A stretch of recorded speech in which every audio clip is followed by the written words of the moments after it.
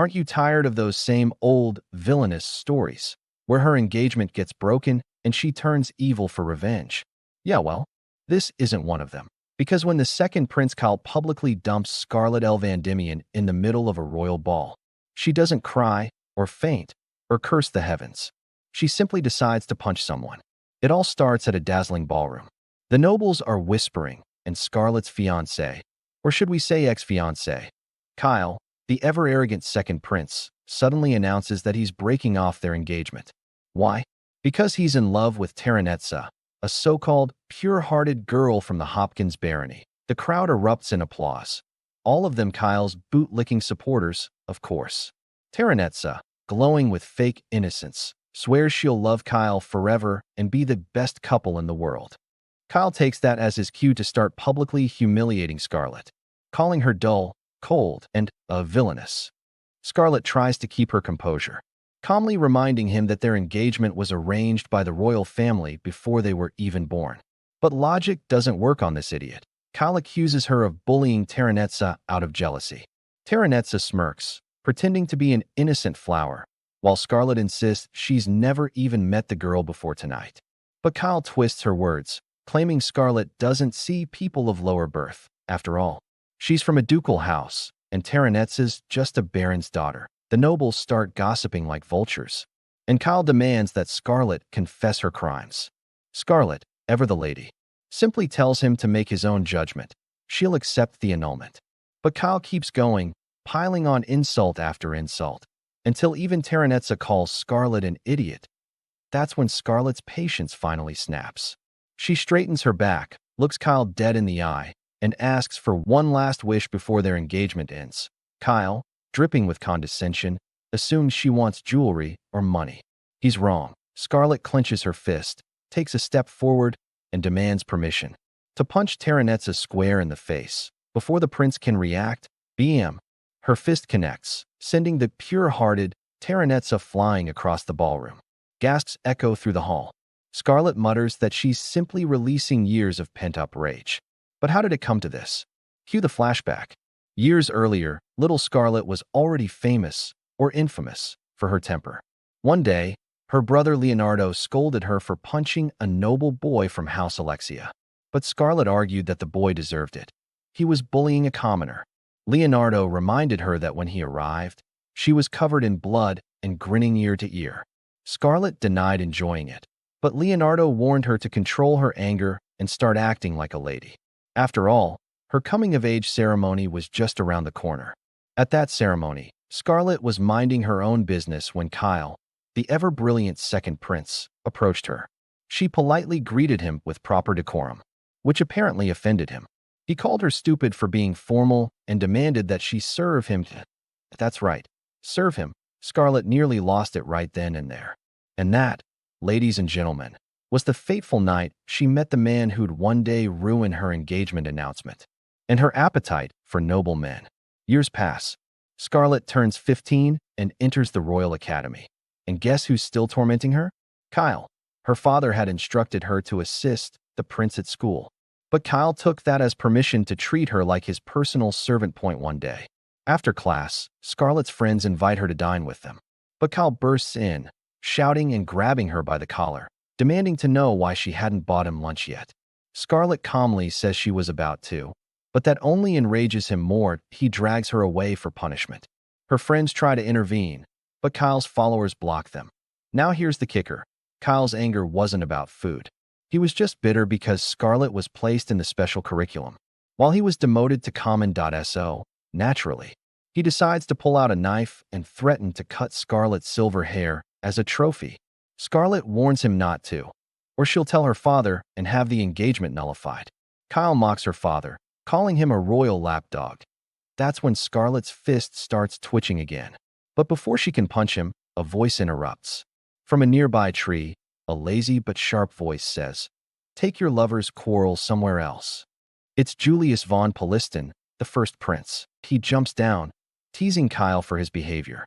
Julius apologizes to Scarlet on behalf of his idiot brother, but Scarlet shrugs it off. She's used to it. Still, Julius confronts Kyle for bullying her. Kyle denies everything and even tries to order his retainer to attack Julius, but the man refuses, reminding him you can't lay hands on royalty. Humiliated, Kyle storms off, muttering threats. Scarlet thanks Julius, but he smiles and says, "Did I save you or him?" When she looks confused, he changes the subject, saying he was only up in the tree to escape his sycophants. Turns out the kingdom's in chaos.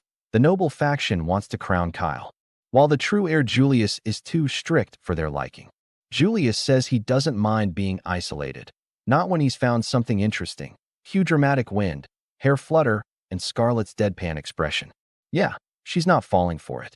The next day, the academy posts aptitude test results.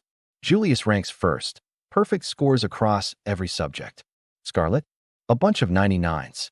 Even when she outperforms her instructors, they call her sloppy. Julius strolls over, smirking, and whispers that getting a perfect score was easy. Scarlet's pride takes a massive hit, and she swears revenge through hard work. Cue montage of midnight training. Sweat, sword swings, and explosion magic. Soon, she retakes the top spot and beams with pride. Julius congratulates her, patting her head, saying he enjoyed watching her secret training. Her friends tease her, but Scarlet insists they're not close. The next morning, she ignores Julius completely. At lunch, again. After school? Yep, still ignoring him. Julius keeps showing up by coincidence, claiming he likes watching the icy rose make faces. Scarlet's not sure whether to be flattered or alarmed. Then, he asks if Kyle's still bothering her. When she says no, Julius casually brushes her silver hair and admits he's glad she didn't lose it. Then he whips out a wildlife notebook, and Scarlet's listed inside as an animal, and before she can react, he proposes engagement. Scarlet gives him a death glare so cold it could freeze lava. All those years of humiliation, frustration, and romantic chaos boil down to this moment, the night of the ball. Terranetza's fake tears, Kyle's arrogance, the noble's mockery. It all piles up, and so Scarlet snaps. She punches Terranetza into next week, silencing the ballroom. Kyle lunges at her, but when Scarlet glares, he freezes, literally falls to the floor in fear. Now, she's had enough. She puts on her gloves and tells the nobles to brace themselves. The nobles panic, calling for guards, but Scarlet knocks them out with a sleep spell. Seeing her magic, the nobles start begging. One offers his daughter in marriage, another his slaves, another his wife. Scarlet is utterly disgusted. If they can sell others to save themselves, then maybe they deserve a good thrashing. And so she delivers. Bam. Thud. Crash. Nobles fly like bowling pins. Someone in the crowd remembers her old nickname, the Mad Dog Noblewoman. And tonight, she earns it back. After flooring half the nobility, Scarlet turns to Kyle, who's trembling on the floor. Just as she's about to land the finishing blow, her brother Leonardo rushes in, yelling for her to stop. But too late. Kyle's already airborne. From behind Leonardo, Julius appears, laughing softly at the scene. Scarlet, chest heaving, looks up and smiles for the first time in years, finally free of her rage. And that's how the so-called villainess became a legend. Not through scheming, not through tears, but through a righteous, well-deserved punch. That wrap, Scarlet feels a wave of relief seeing both the prince and the corrupted nobles lying on the floor. But that relief fades fast when she spots her brother panicking and the prince laughing like it's comedy night. Julius steps in, demanding an explanation. Why did she do it? Scarlet crosses her arms and calmly states that all the nobles present were knee-deep in crime, and instead of showing remorse, they bragged about it. So, she decided to educate them with her fists. When Julius asks for the real reason, she admits flatly, "They annoyed me, so I beat them up." Julius grumbles that it's unfair. He didn't even get to see the brawl live. Meanwhile, poor Leonardo is losing it. The decade-long peace is over, chaos is back, and he's stuck wondering how to break the news to their parents. Before he can spiral further, Scarlet's vision blurs, her strength drains, and she collapses on the spot. Days later, she's mumbling about hearing church bells and remembering Governor Cronoa's blessing. When Scarlet finally opens her eyes, she's greeted, not by flowers, but by an assassin with a dagger aimed at her face. Startled, she does what she does best, punches the assassin clear across the room. Hearing the noise, Leonardo rushes in, sighs at the sight, and mutters something about trouble as soon as she wakes up. Still, he grabs her hand, relieved she's alive. Scarlet apologizes for worrying him, but when he asks her to promise not to hit anyone again, she immediately rejects it. That's when Julius struts in, calling her Sleeping Beauty. He informs her that the royal family officially recognized the annulment of her engagement with Kyle. And Kyle's been disinherited too. Scarlet asks about her punishment, but Julius grins and says there won't be one. In fact, she's become a national sensation. Apparently, she's now hailed as a heroine, the bloody princess who delivered justice with her fists. Leonardo panics again, relieved the mad dog Noblewoman nickname is gone, only to realize she's got an even scarier one now. Julius goes on to reveal that the one who united all the corrupted nobles under Kyle was none other than the Prime Minister, Godwin Bene Carmine. Leonardo adds that someone's been helping the nobles behind the scenes, and they plan to crush the entire faction in one strike. To stop Scarlet from refusing, Julius plays the guilt card, saying she's been nothing but trouble for her poor brother. But Scarlet fires back that it's his fault her brother's always tired since Julius works him to the bone. Leonardo quietly mutters that both of them are the problem. Julius then reveals they've already placed a spy within the second prince's faction. He summons the spy, who turns out to be Sigurd Forgave, Kyle's former retainer. Sigurd bows deeply and apologizes to Scarlet. She smirks, teasing him for his perfect acting and loyalty to Kyle. Julius, being Julius, suggests she vent her resentment with a single punch. Scarlet doesn't hesitate. She swings, but misses on purpose. Seeing his resolve, she pats his cheek and forgives him for protecting her despite being under Kyle's command. Sigurd thanks her, visibly relieved. Later, Scarlet wanders off, deep in thought, wondering what her friends must think about the ballroom incident and how she'll explain it to them. She also hopes she can finally spend some peaceful time with them. But that peace ends fast when she heads to a warehouse to confront the maid assassin. When she gets there, she finds only a discarded maid uniform. Suddenly, a dog lunges at her. Instinctively, she flips it over and pins it down. Turns out, the maid was actually a beastkin named Nanica. Scarlet sighs, asking the dog to drop the act and return to human form. Cornered, Nanica transforms, and surprise, she is actually a he. He grabs a knife to finish the job, but Scarlet notices the slave crest on his body, forcing absolute obedience. She offers him a deal. She'll free him from the crest if he tells her who ordered the hit. Nanica agrees, if she can actually do it. Scarlet then tackles him and activates her blessing, Reverse. She explains that every human is born with a god's blessing, but only a few can awaken and channel it. Her blessing comes from Cronoa, the god of time. She uses it to revert Nanica's body to its original state, a terrifying ability that even the royal family wants to keep under their control. The downside? It drains her life force. That's why she fainted at the ball. Nanica, awestruck, can't believe such power exists. Scarlet warns him to keep quiet, or else he will get punched. Nanica, grateful and honest, promises to protect her secret, saying beastkin always repay kindness. He then reveals the shocking truth. His master was none other than the Prime Minister, Godwin Bene Carmine, the same man who united the corrupted nobles. He ordered Nanica to assassinate her as revenge for punching his son at the ball. But the real mission wasn't to kill her. It was to spy on the Duke's family. According to Nanica, Godwin uses slaves to infiltrate noble houses, blackmailing them into obedience. Scarlet clenches her fist, furious, and declares she's going to punch Godwin personally. Nanica desperately tries to talk her out of it, suggesting she leave it to her brother and Julius. But Scarlet refuses. If she's going to be a lady, then she'll handle it with her fists. Nanica finally tells her that Godwin visits a slave auction once a month, and one's coming up in a week. He asks her to take him along since he can blend in with the traders. Scarlet agrees. What she doesn't realize, though, is that Julius has been eavesdropping the whole time. 3 days later, Scarlet and Nanica make it to the slums. Scarlet immediately gets scammed into buying a rock for a gold coin, thinking it's mithril ore. Before she can explode, she senses something off and calls out Julius, who casually admits he followed her because he doesn't want to miss her roasting the entire slave auction. He also adds that he wants to see the kingdom's darker side firsthand before becoming king. then admits the real reason. He just wants to watch the chaos unfold. Suddenly, some thugs appear, and Scarlet's eyes light up like a kid on her birthday, ready to fight. But Nanica holds her back, suggesting they talk first. Nanica politely asks the thugs if they know a broker named Junk, offering a reward. But they refuse, mocking her for being the lady who paid gold for a rock. To make it worse, they beat up the kid and steal his coin. That's when Scarlet snaps. She crushes the rock in her hand and throws it at them, activates physical enhancement and acceleration, and charges straight in.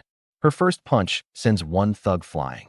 The second one's bones crack under her strike.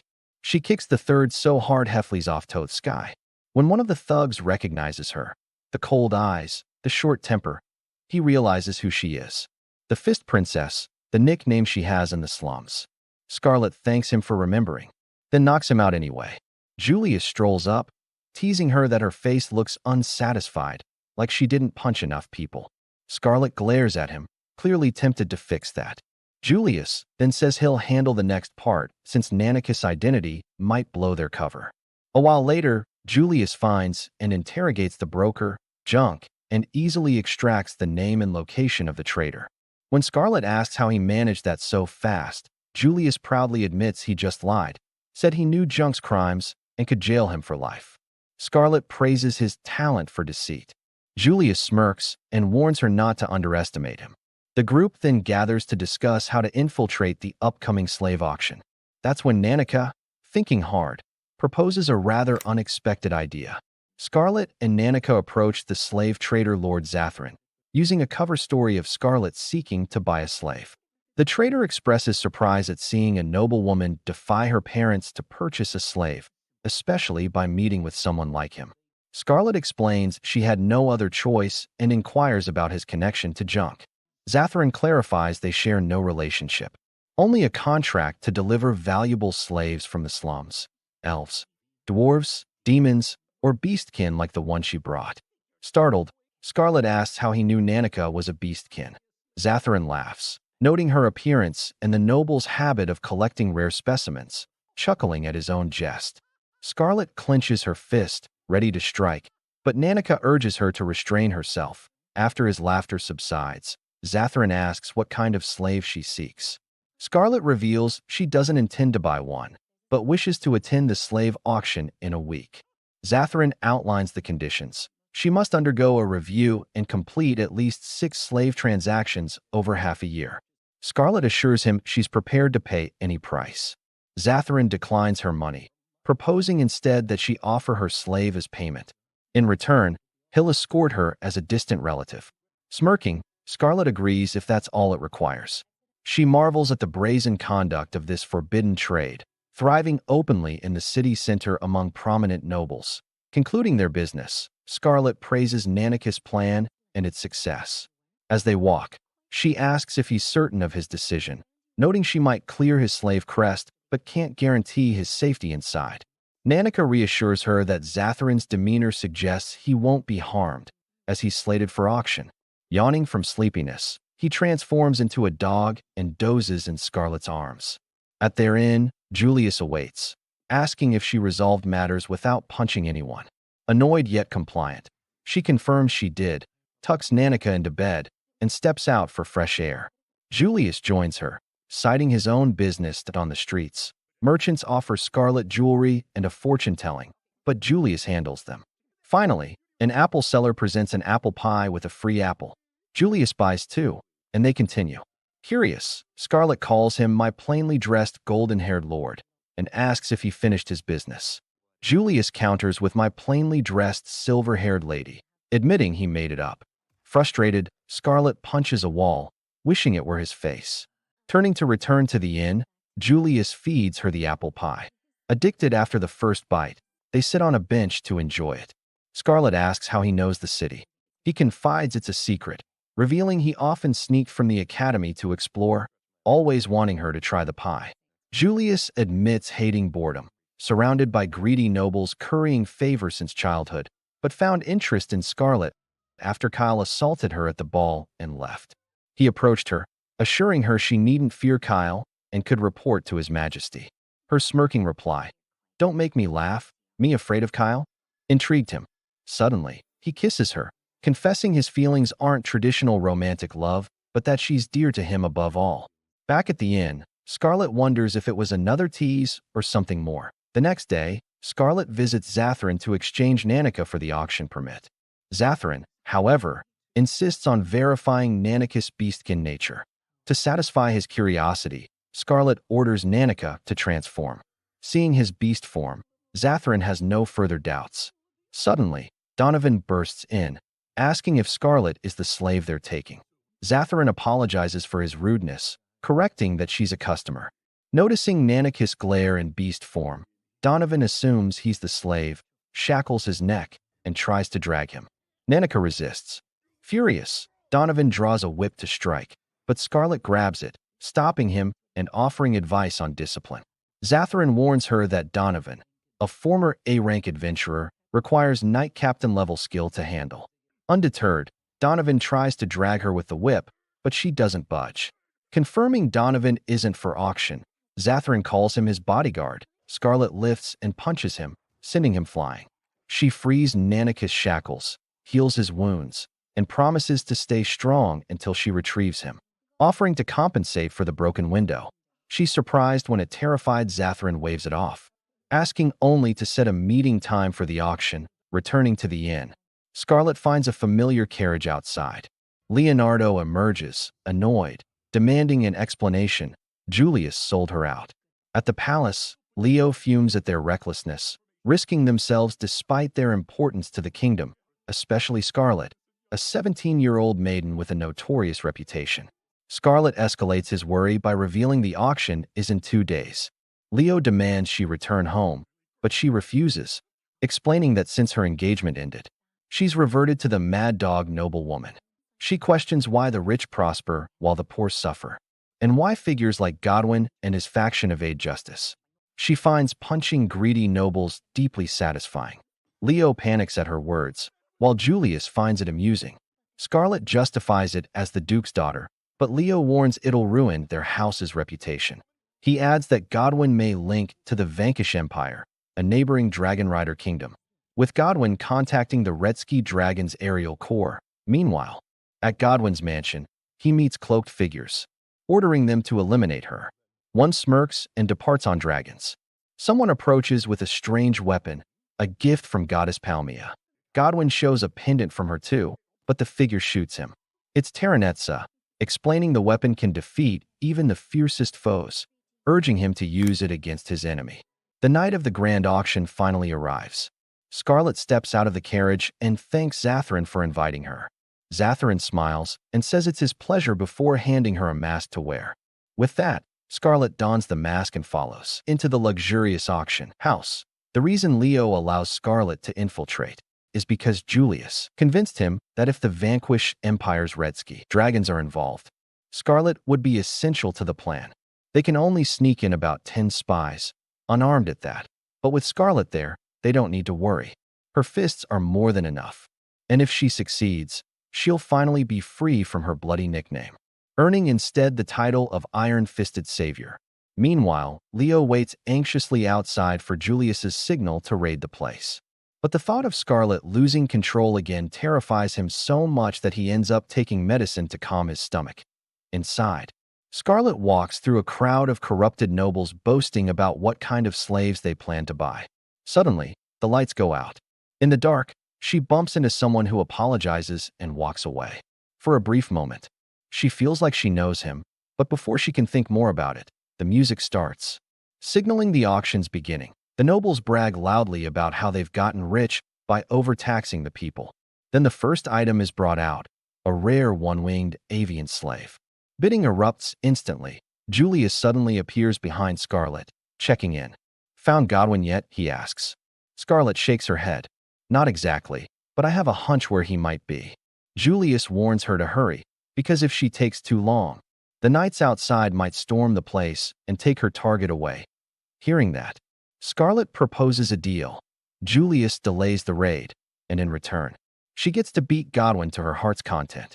Julius readily agrees. After all, the only reason he joined this undercover mission was to witness her punch Godwin himself. But when he asks what she'll offer in exchange, Scarlet vows eternal loyalty to the kingdom. Julius smirks. Not the kingdom, he says. Swear your loyalty to me. Fearing she'll lose her chance at Godwin otherwise, Scarlet reluctantly agrees. As the auction continues, she informs Julius of her hunch. Together, they slip away, with Julius eager to witness what he calls a once-in-a-lifetime beatdown.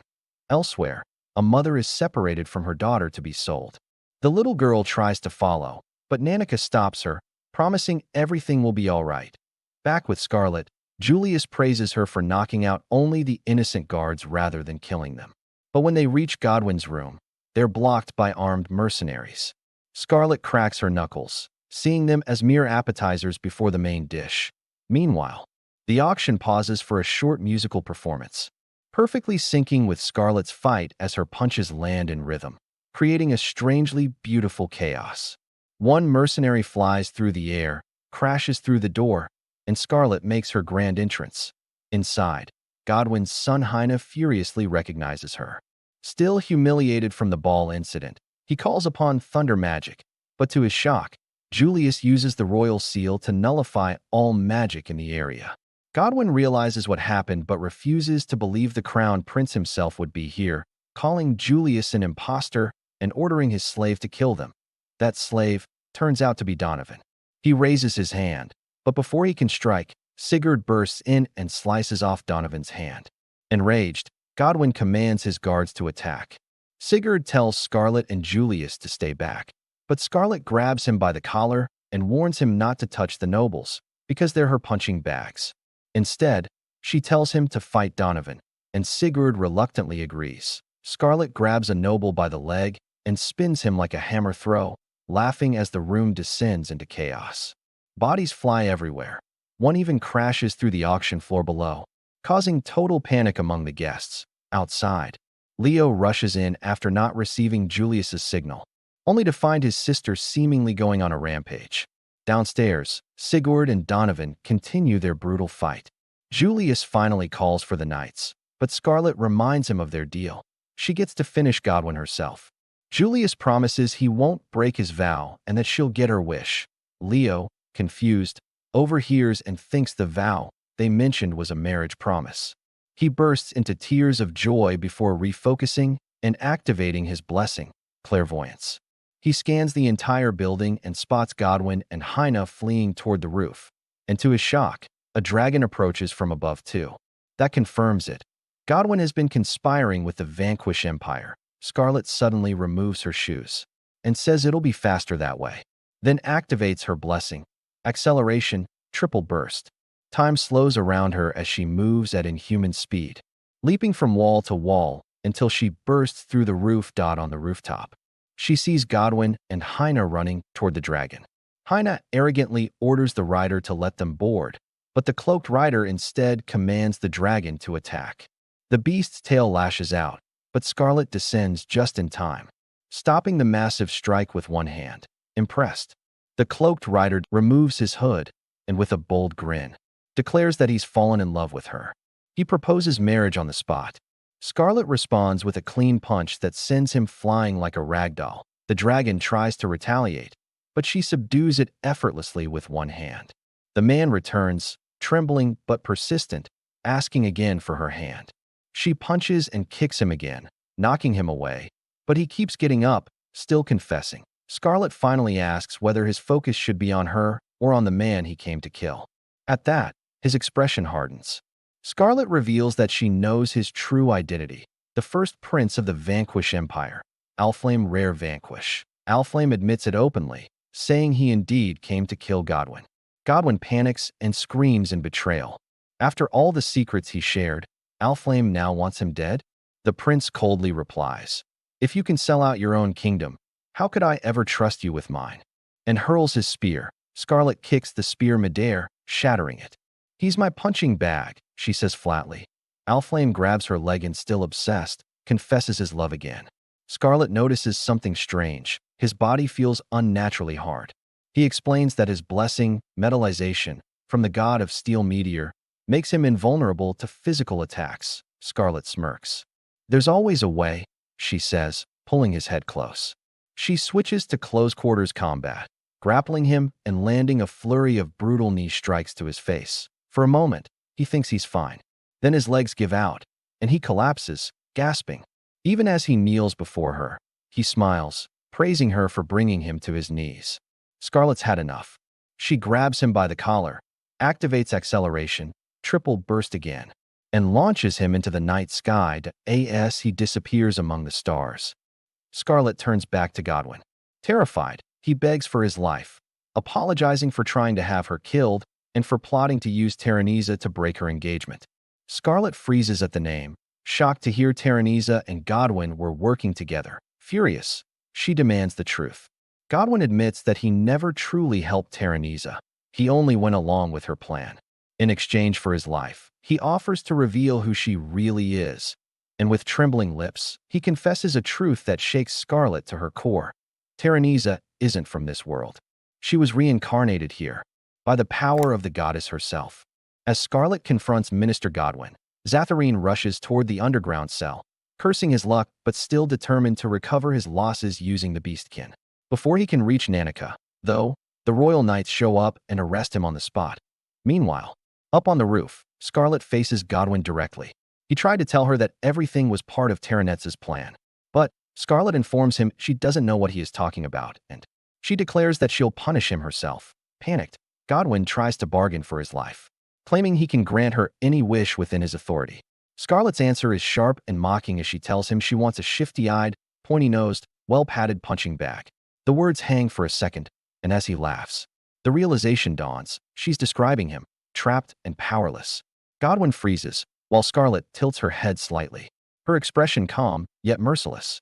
She whispers her spell, overclock, and suddenly, time slows to a crawl, everything 100 times slower, while she alone moves freely. Her first strike lands for the kingdom's subjects, carrying the weight of every soul he had exploited. The second smashes down for the slaves whose bodies and spirits he had broken. The third for Nanica, avenging how he had toyed with her fate. And the fourth, purely her own, a raw burst of fury meant only to pummel him senseless. When time returns to normal, the full force of her blows erupts all at once, sending Godwin's body crashing violently between the walls. Scarlet steps back, breathing hard, watching the destruction with grim satisfaction. But the cost is clear. Her power's overuse drains her completely. Her fists drip with blood, her silver hair darkens, and she thinks bitterly that her brother would scold her again for pushing herself too far.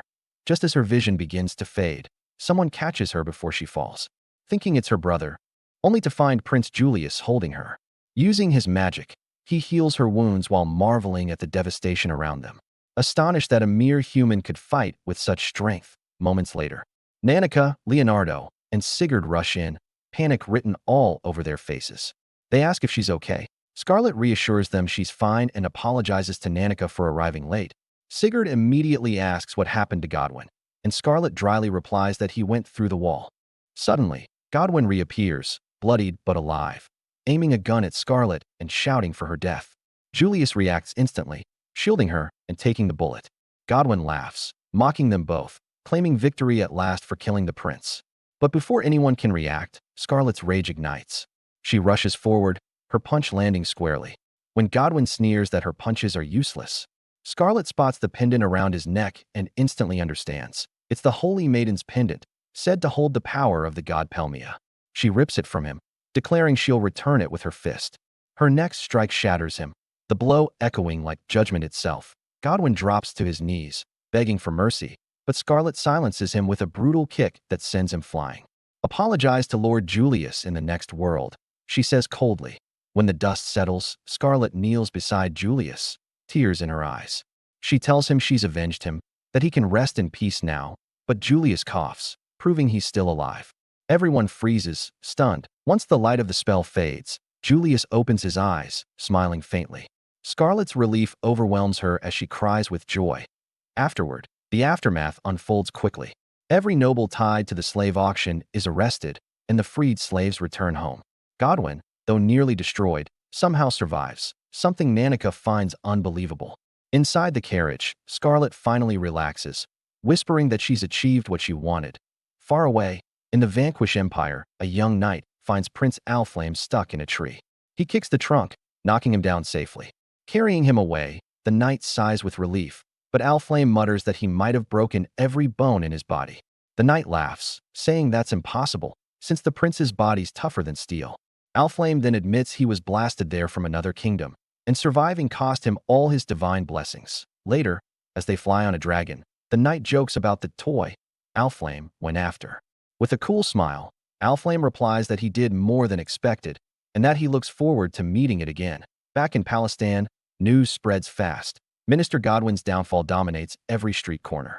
Citizens praise Lady Scarlet, calling her the blood-stained lady or the iron-fisted savior. At the academy, Rosalia and Envy read the headlines, amazed as always.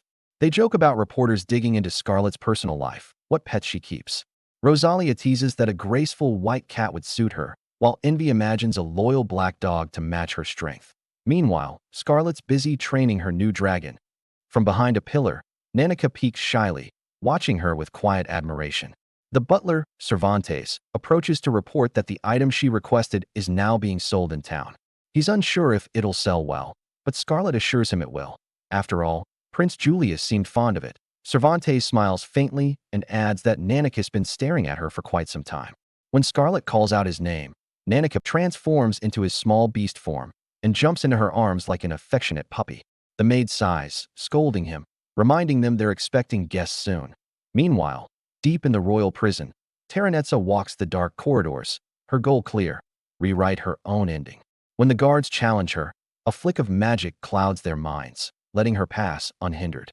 She finds Godwin imprisoned, desperate for release. Promising loyalty to the goddess Pelmia in exchange, Terranetza listens coolly, acknowledging his part in spreading communism, the false religion of beauty and pleasure. When he eagerly confirms, she touches his face, casting a spell that leaves him drooling and delirious.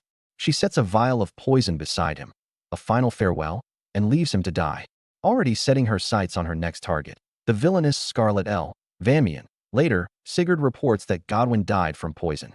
Julius doubts the story, noting that a man like Godwin wouldn't take his own life. Leonardo agrees, mentioning that Terranetza remains unaccounted for. Their talk turns to religion, Communism versus Dianism.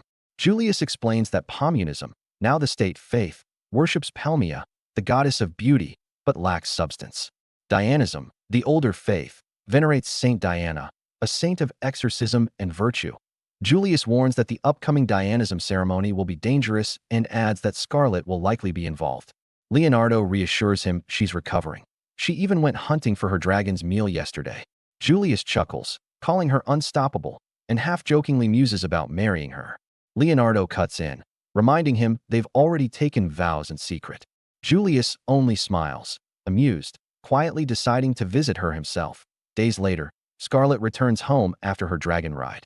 Her friends Rosalia and Envy arrive soon after, but when they see the dragon, they panic and attack before realizing their mistake. Over tea, they laugh it off, reminiscing about academy days.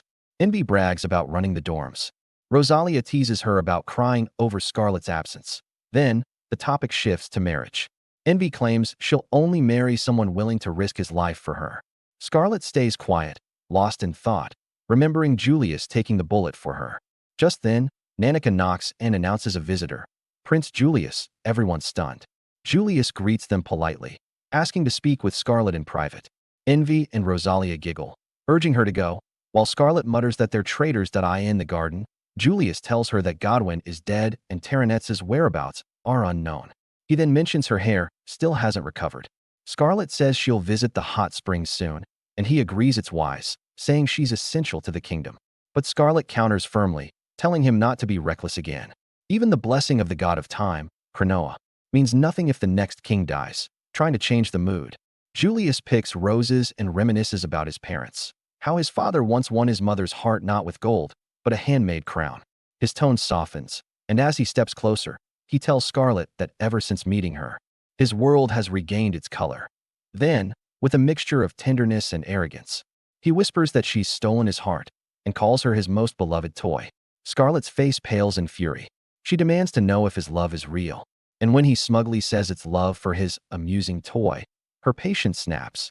Julius tries to defuse the tension with a joke about her habit of breaking walls and beating ministers. But Scarlet's glare hardens. Without another word, She clenches her fist and vows flatly that she'll clobber the insolent prince standing before her. Scarlet stands alone on the balcony, lost in thought about Terranetz's disappearance and the growing schemes of the Pomian faction. Holding a letter that invites her to meet at Diana Cathedral in a month, she silently vows to protect the saint no matter what. The next morning at breakfast, she announces a trip to the hot springs. Leonardo frowns right away, suspecting she's up to something. He reminds her of that past vow she made with Prince Julius, the one she still insists was genuine. Nanica questions her intentions, and Leonardo points out that Scarlet always plans her trips around this same time of year along the Holy Land's pilgrimage route. Scarlet insists she means no harm and only wishes to honor the saint. Leonardo finally gives in, warning her not to cause trouble. When Scarlet steps outside, she finds Prince Julius already waiting beside the carriage, and the two set off. As the carriage rolls down the road, Julius laughs about how Leonardo probably suspects Scarlet plans to confront the saint. Scarlet replies that as the head of the Crown's investigators, Leonardo surely isn't fooled by her pilgrimage. Julius chuckles, saying that keeping it secret will make Leonardo's reaction all the more entertaining. Scarlet frowns, but Julius suddenly turns serious. He explains that after the Godwin incident, neighboring realms have grown wary of them. Spies might still remain. He insists they keep their mission secret, even from Leonardo. As the carriage nears its destination, Julius points ahead. A colossal wall comes into view, the Wall of Impurity. Scarlet studies the towering structure while Julius explains that the Pomian Pope claims it protects the sacred grounds, though he suspects it hides corruption instead. Scarlet recalls that the current Pope, Sargon, was once a crooked merchant nicknamed the Scheming Social Climber. Before she can respond, the carriage suddenly lurches to a stop. Julius jumps down and demands to know what's wrong. The coachman explains that the gate ahead has just been closed. A guard steps forward, saying Pope Sargon forbade anyone from entering without the king's approval. Julius scowls, calling it childish obstinacy since the king is away on conference. That's when a huge man steps up, furious at the insult. He introduces himself as Jarmov the Ogre, Inquisitor of Communism, and vows to drive out heretics, even princes, in the name of the goddess Palmia. Scarlet watches, amused by his bluster. Julius demands to know if the king actually appointed this inquisitor, but Jarmov proudly declares his loyalty to the Pope alone. Raising his ornate hammer, he vows divine punishment for all heretics. Scarlet steps forward calmly, saying they'll open the gate themselves. Jarmov scoffs, boasting that no spell or battering ram could so much as scratch the holy gate. Without another word, Scarlet activates her blessing, presses a hand to the gate, and strikes it once. The entire barrier shatters apart in a single blow. Everyone stares in shock. Jarmov gapes, unable to believe what just happened. Scarlet turns to him and dryly remarks that perhaps to open the gate, one only needs to push, not pull. The crowd gasps, and one guard trembles, calling her a monster. Scarlet feigns mild offense at being called that, insisting she's just a delicate maiden. But when Jarmov finally realizes who she is, he starts shaking. The name Scarlet L. Van Mien spreads in whispers through the crowd. Enraged, Jarmov calls her evil incarnate and blames her for corrupting Minister Godwin. Without hesitation, Scarlet borrows a knight's spear and takes a stance. Jarmov roars and charges, his massive hammer swinging down. Scarlet meets the blow head-on and deflects it effortlessly, sending the hammer recoiling back into him. Even then, he stays on his feet, the sacred pendants around his neck glowing. Scarlet rolls her eyes, lunges forward, and punches him squarely in the face. The force launches him skyward. Watching him fly, Scarlet mutters that if you hit hard enough, even pigs can fly. Soon after, the Holy Order of Diana arrives. Captain Sir Paragus rushes over, relieved to see Scarlet and Julius unharmed. He apologizes for the delay, explaining that his knights were busy suppressing riots led by Pomian worshippers. Just then, a casual knight approaches, calling Scarlet a beauty and asking where he's seen her before. Julius immediately rebukes him for his rudeness, but the knight asking if Julius is really the prince, which angers Paragus. Under pressure, the man finally introduces himself, Dios Westwood, head knight of the Holy Order. Scarlet greets him politely, but Dios immediately confesses his affection and even asks her to be his girlfriend, shocking everyone. Scarlet replies that nobles must marry equals. Dios just waves it off, claiming he has royal elvish blood through his mother. Scarlet laughs softly at his audacity. Julius steps between them, demanding that Dios show respect, and though Dios pretends confusion, he eventually backs off. Scarlet notices that Julius is still holding her hand. She points it out gently, and he quickly pulls away, apologizing. When Scarlet asks about Dios's strange remark, Julius cuts her off, saying it's time to meet Saint Diana. Inside the Grand Cathedral, they enter a private chamber where Scarlet greets Saint Diana warmly. Diana, eyes brimming with tears, rushes into her arms, calling her elder sister. Julius stands aside, quietly observing. Diana then turns on him, accusing him of interrupting rudely. Diana quickly refocuses, insisting they talk about the upcoming pilgrimage ceremony. Julius begins explaining the Holy Land pilgrimage's origin. Centuries ago, a demon king unleashed monsters across Piston. Despair consumed the land until a girl with exorcist powers appeared. She placed holy gems at the four corners of the realm, forming a barrier that banished the monsters. After her death, the barrier weakened and the monsters returned, until another girl named Diana appeared and restored it again. In gratitude, the king built the Grand Cathedral to honor both saints. Ever since, whenever the barrier falters, another chosen girl named Diana arises to renew it. As Julius speaks, Scarlet notices the current, Diana blushing, embarrassed by the praise. Julius explains that the current Saint Diana's role is to purify the sacred gems and strengthen the barrier once more. Diana sighs that standing in parades is exhausting, but Julius insists the people need to see their saint alive and well to keep faith strong. Diana quickly admits he's right, saying she was only teasing. She knows her role. Later that night in the cathedral, Scarlet tells Diana a story about subduing a corrupt noble with her bare hands. Diana listens in awe and calls her incredible, saying she wishes to be like her, strong, beautiful. Scarlet teases her, asking if that means she dislikes all men. Diana laughs, saying most men are messy and domineering. An attendant knocks, reminding Diana to rest. Scarlet rises to leave, but Diana begs her to stay longer. Before she goes, Diana shyly asks a favor. She explains that her father gave her the name Sonia to make her feel special. Scarlet promises to call her that from now on. Diana beams with joy, and they say goodnight. As Scarlet walks down the corridor, her mind drifts to the day Diana lost her saintly power, how she trembled, feeling worthless. The next day, Piston bursts into celebration for the Grand Pilgrimage Parade. The streets overflow with cheering crowds as Saint Diana stands on a golden palanquin, performing the purification ritual. The people chant her name, calling her their guardian angel and symbol of hope. But suddenly, a thunderous explosion tears through the city. The ground shakes and panic spreads. Scarlet leaps onto a carriage roof, scanning for the source. Saint Diana shouts for everyone to stay calm, while the Holy Order scrambles to restore order. Scarlet narrows her eyes. The blast came from the direction of the Pomian Cathedral.